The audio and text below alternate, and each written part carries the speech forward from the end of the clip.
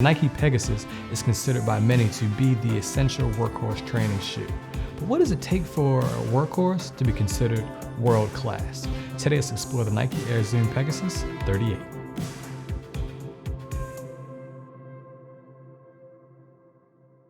Hey, what's poppin'? Jordan Thomas here, helping you simplify tech and running to improve your life. Peg season is back. To me, this is one of the best times of the year. People are getting into running, getting back into running, and they're looking for tools. And one of the tools that I recommend on a regular basis is the Nike Pegasus. And in fact, the Pegasus 38 is available. Listen, I'm down like the second shot of Moderna on being able to discuss with you what's changed, what stayed the same, and ultimately like what makes this a worthy workhorse. And so in this case, it's very simple. It's reliability, it's versatility, and durability. That's what makes the Pegasus stand out amongst all of its peers. And so let's break down each of those things, beginning with reliability. One of the things you can count on with Nike, just like pollen in spring, is the fact that you're gonna have either improvements to the upper or the midsole. This year, it's all about the upper. And I like the changes that were made in there. I went with my usual 11.5. There was just an overall refined fit. It took place by changing out the material on the upper. It's still breathable, but it does offer a nice like slight padding to it. I found that from front to back, I had just about a thumb's worth of room. I feel like the improvement really though was in the midfoot, and I think that has to do with a midsole webbing that just allows it to like wrap around your foot. There's a thicker tongue there as well. And also on the tongue, there's an area now for your laces to go across. So you're able to get a bit more of a secure fit through the midfoot. If you're coming from another brand or you just haven't tried on a Pegasus lately, the heel collar and the cup are fairly secure. However, it is going to stay away from it just a little bit, and that's really to cut down on rubbing. Really, the way the story goes is back in the day, maybe like around like the Pegasus 34, I believe it was, Mo Farah was getting these shoes and burning up the miles in and was just straight cutting off the back of them. Nike figured out that that wasn't a good thing, and I think that a number of us have been saying that for years, but as a world-class company, they looked at what the athletes were doing and then followed suit. And that's one of the reasons that you don't have that super tight feeling in the overall heel. The only thing I will say about this particular fit is that I get it by expanding the toe box. It's gonna be more accommodating to more foot types, but I do have a narrow foot and I would appreciate it having that a bit more narrow. So that's just something for you to keep in mind if you're looking to select these shoes. The second reason you grab a Pegasus is the versatility. From the 60-meter dash through the marathon, world and Olympic champions choose the Pegasus as a staple of their rotation. So you and I are in good company with these shoes. The midsole remains predominantly React foam with a Zoom airbag in the front. The benefit of this combination is that you get durable foam throughout with some additional responsiveness from the Zoom airbag. Overall, it took me about 20 miles for the shoe to feel like fully broken in, and that's the combination not only of the midsole, but of the upper as well. The traction on these is money. Every time it delivers, the waffle outsole, it just works. And one of the other things you're gonna get when it comes to that overall versatility is not just the type of effort, but the surfaces that you do it on. So whether it's running on the road, running on asphalt, running on concrete, running on grass, running on the track, this is the shoe that I just throw in my bag if I don't know what I'm gonna be running on.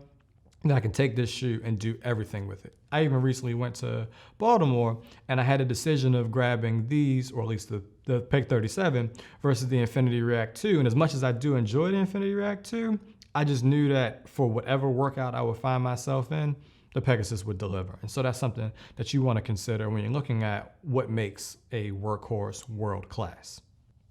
For any of my typical daily runs, anywhere ranging from 45 to 60 minutes in these felt nice. Going anywhere from 9-minute pace to 7:55. For longer runs, even including 10 plus miles, the time on my feet felt really comfortable. And when it came to get busy and run around 6 minutes and 50 seconds for a few miles towards the end, I was able to easily make the transition.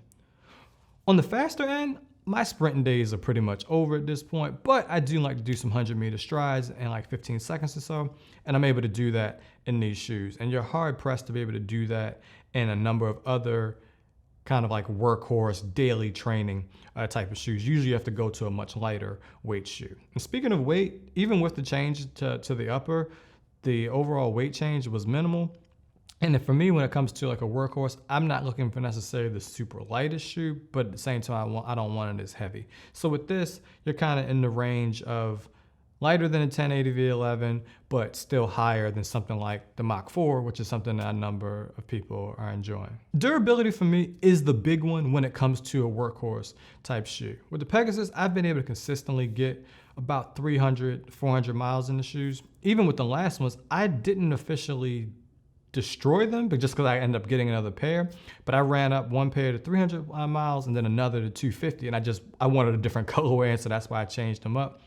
So if you're looking for a shoe purely for like value to miles, you're definitely going to get that. The other thing is that think about durability for the overall price. At $120, you're getting a lot of mileage out of one shoe that can do a lot of different things. And so to put that 300 to 400 miles into context, think about if you're going through an 8 to 12 week cycle, if you're doing around like 40 miles a week, which I know for you may be a lot, then you're going to be plenty fine with this particular shoe over a period of time. And if you're running considerably less than that, you'll have them even longer. And the other thing is, like, because they're only 120 bucks, I don't feel precious about them. So rather than hand washing them like I would have to do with something like a Vaporfly or Alphafly, I throw these in the washing machine, I beat them up, I destroy them, and I know that even if I ruin them for another $120, I'll be fine. One other thing worth mentioning about what makes the Pegasus stand out from its competitors is the overall design. Nike delivers a design that you can trust. I opted for the classic black with the white swoosh. There are a few colors available at release and usually plenty more throughout the year. If you want more options, consider Nike by You and customize the shoe even further. Nike has done a great job of providing you and I something that other companies cannot. We are long past running shoes simply being a tool. So say it with me now. Style matters. If you're trying to figure out whether or not you get the Pegasus 37 or Pegasus 38, I'm of the mind that I like to keep the most current version available. If you just want to save some money, go with the Pegasus 37. It's not really going to be any difference in the midsole or the outsole. The laces themselves are similar. The loopholes are similar. The big thing just being the upper. And so if you had some difficulty with the overall fit in those, then you'll see that improvement in 38. And if you just love the 37, get some more of them. We know that they're on sale right now.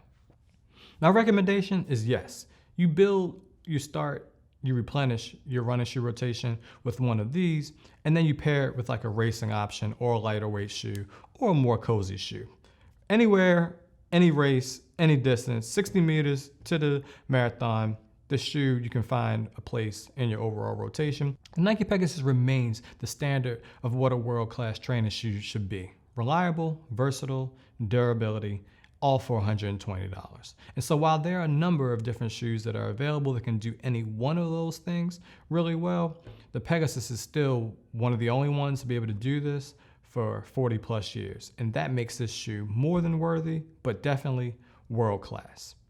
Listen, last year, this was my shoe of the year. I'll go ahead and say this is certainly another candidate again. It's just like LeBron James. Like, as long as it's available, it's a candidate. Yes, there may be some other shoes that just have a really good year, but I think that particularly in just the daily trainer type of shoe, it's hard to beat the Pegasus.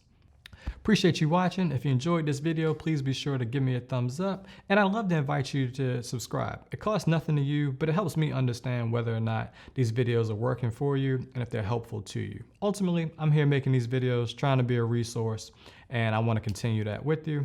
And so I appreciate you taking the time. If you want to check out something else running related, check this out. And if you want to check something else out, go with this one. I'll see you next time. Jordan Thomas. Peace.